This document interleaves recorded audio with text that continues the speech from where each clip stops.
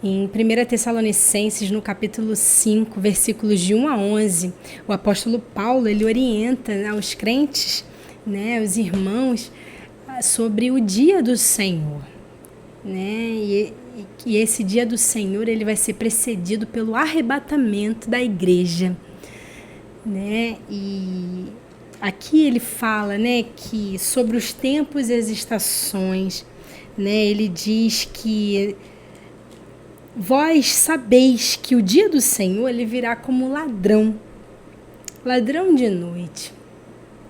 E esse dia do Senhor, ele fala, né, que é um período em que as manifestações da justiça de Deus, elas cairão sobre a terra. Mas antes que ela caia sobre a terra numa fase assim mais intensa sobre a humanidade, o Senhor ele vai tirar a sua igreja nesse momento, né? E falando assim de uma linha do tempo, nós temos aqui o princípio das dores, né? Que marca esse período desde que Jesus foi assunto aos céus até os dias atuais, né? Em que a igreja está passando ali, né? A igreja e o mundo passam, né, por momentos assim de tribulações, mas também momentos em que a terra, né, passaria por guerras, por pestes, por epidemias, fomes, passaria por momentos assim de engano, né, muitos falsos cristos, falsos profetas. Então tudo isso marcaria o princípio das dores, né, guerras, rumores de guerras, e apostasia, né, que é o abandono da fé. Então, quando esses sinais eles tomassem assim mais intensidade, o Senhor Jesus disse, né, e o apóstolo Paulo também confirma que é chegado o momento, né, que está dessa fase aí final da igreja, que a igreja ela estaria ainda, né, durante esse período de princípio das dores, pregando com toda força, com todo o poder no Espírito Santo, a mensagem do Evangelho. Só que nesse período haveria manifestações também do anticristo, tentativas, né, de levantar, né, aquele que seria, né, ali um falso Cristo, aquele que enganaria toda a terra, né, um falso Messias. E nós sabemos que o povo de Israel ele desprezou Jesus. Eles aguardam até hoje, né, o aparecimento do Messias, né? E esse homem, né, completamente cheio do poder de Satanás, ele estaria ali se revelando, né? Quando a terra estivesse passando uma fase assim ainda de bastante guerras, né? Onde haveria ali vácuo de poder nas nações. Então ele levantaria um homem que estaria ali oferecendo paz e segurança. E quando ele começasse ali a fazer o seu trabalho, né, marcando uma segunda fase, a fase da tribulação, que é dividida ainda em duas partes, né, então a igreja seria tirada, né, antes que esse homem exigisse adoração. Então aqui o apóstolo Paulo ele fala: quando vocês estivessem ouvindo a paz e segurança, lhe sobrevirá repentina destruição. E aqui o apóstolo Paulo ele vai, né, concluindo a sua mensagem aqui, dando alerta, né, a todos para que não durmam. Né? O apóstolo Paulo ele usa essa expressão, né, dizendo que aqueles que dormem, né, dormem de noite, são filhos das trevas, né? Aquele que anda em trevas, ele não sabe interpretar, ele não consegue entender os sinais, né, desse fim do governo humano e também da vinda do Senhor Jesus. Ele não consegue, mas aquele que está na luz, ele tudo discerne. né? Aquele que anda na luz, ele fica vigiando, né? E essa vigilância tem a ver com observar a palavra de Deus. Não só observar, mas também atender a fazer a vontade do Senhor, né? Estar ali no exercício da sua vocação, né? Estar exercitando a palavra de Deus, a sua fé. Então, aqui ele diz, não durma, no versículo 6, ele diz, não durmamos, mas vigiemos e sejamos sóbrios. Né? E tem até uma parábola, né, das 10 virgens que Jesus contou em Mateus capítulo 25, que fala, né, que aquelas 10 virgens elas dormiram, porque a força das trevas dos últimos dias ela seria muito intensa. Né? Só que apenas 5 das 10 virgens elas tinham azeite reserva. Mas a força das trevas teria aquele poder, mas durante um tempo. De repente elas ouviram um clamor e despertaram do sono. E acordaram. E elas ouviram, aí vem o noivo, aí elas despertaram. Né? E esse clamor aí, né? O clamor do Espírito Santo, desperta a igreja. Olha, os sinais estão se intensificando do mesmo jeitinho que o Senhor Jesus falou, instruiu a vocês. Porque nessa fase, a igreja ainda, né, marcaria a terra, né, através dos sinais, das maravilhas e também pela pregação do Evangelho. Então há uma urgência de Deus na nossa parte. O mundo tenta fazer de tudo para fechar, né, para impedir o avanço da pregação do Evangelho, tentando colocar sanções através, né, das epidemias. E se estourasse uma guerra, será que teríamos liberdade para pregar ainda mais o Evangelho?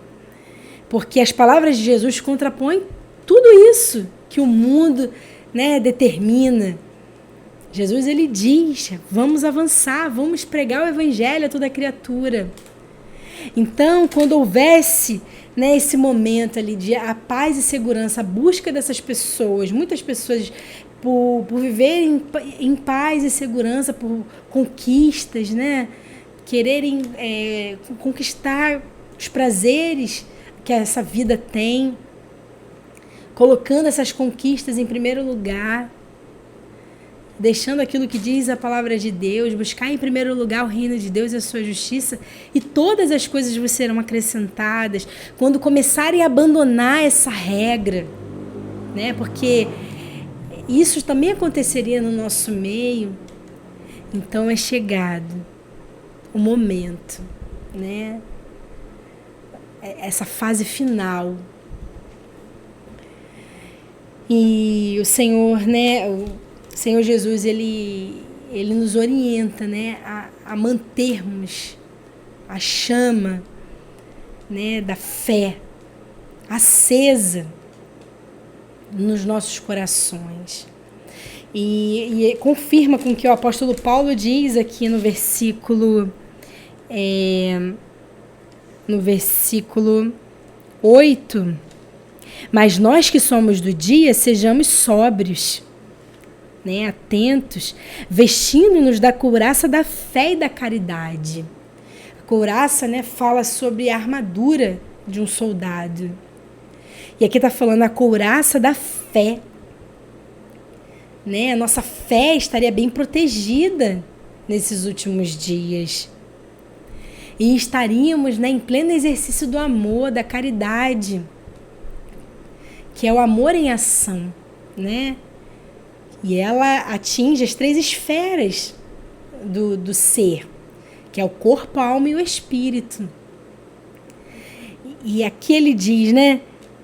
E nós que somos do dia, tendo por capacete a esperança da salvação, a nossa fé também estaria bem protegida, né? Ela estaria bem firme nas palavras de Jesus, acreditando que o Senhor, ele vai buscar a sua igreja, né? Independente de qualquer processo da vida, né? E da vida pessoal e da vida da igreja que formos atravessar, a nossa esperança, né? A certeza da nossa salvação, ela estaria firme naqueles que andam na luz, né? Naqueles que andam na direção do Espírito Santo e na revelação da sua palavra.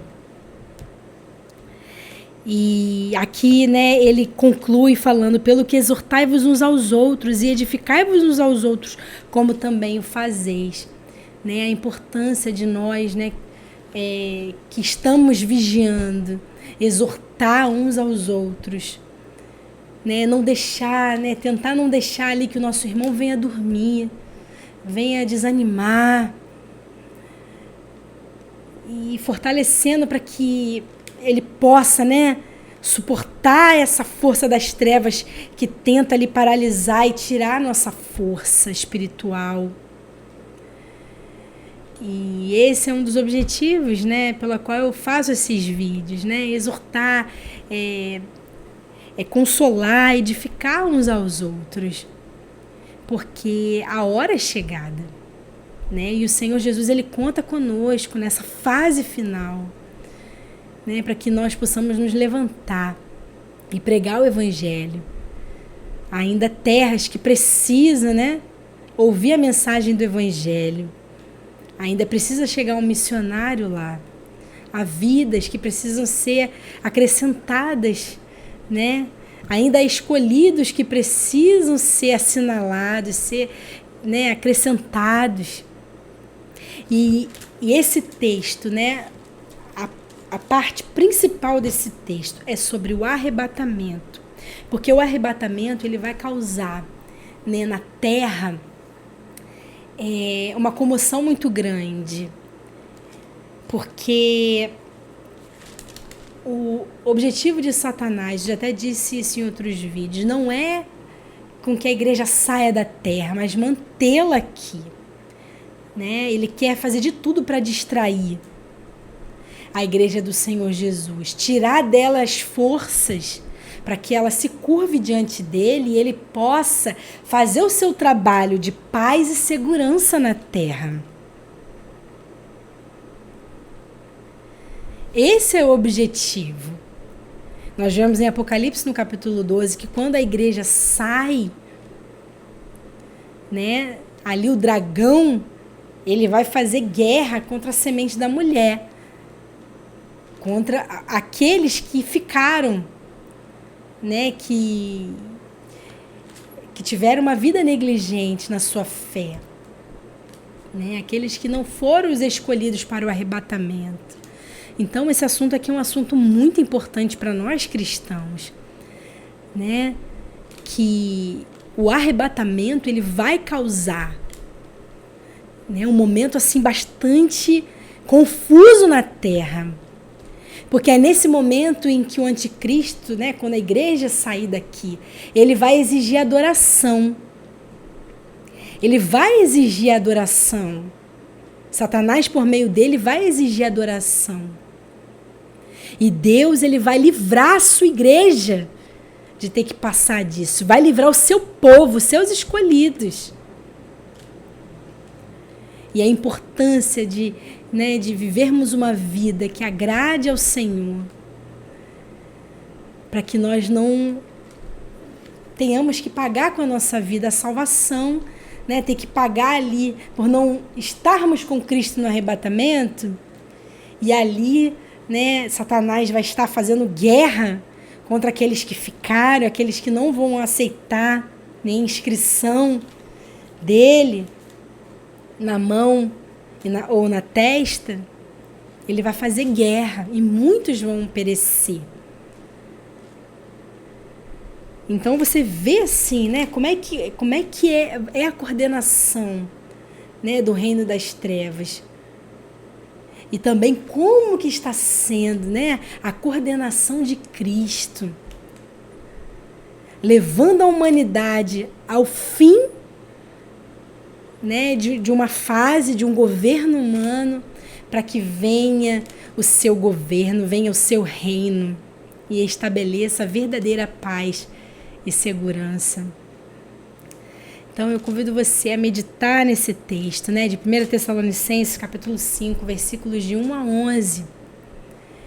E você, né, veja quão importante vai ser o arrebatamento para nós, né, que seguimos a Jesus, mas também para o mundo, porque vai estar marcando, né, a fase mais intensa da tribulação na terra, a fase de bastante angústia, de bastante dor,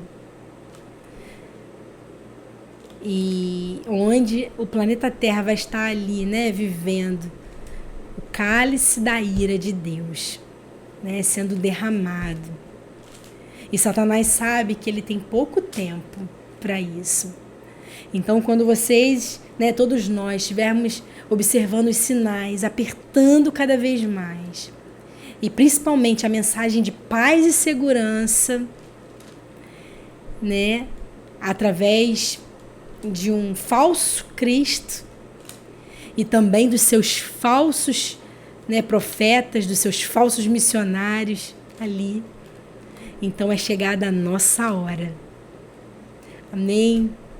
E que esse dia, né, como o apóstolo Paulo disse, não nos pegue de surpresa, porque estaremos vigilantes, estaremos vigiando, conforme o que diz aqui a palavra de Deus. Amém?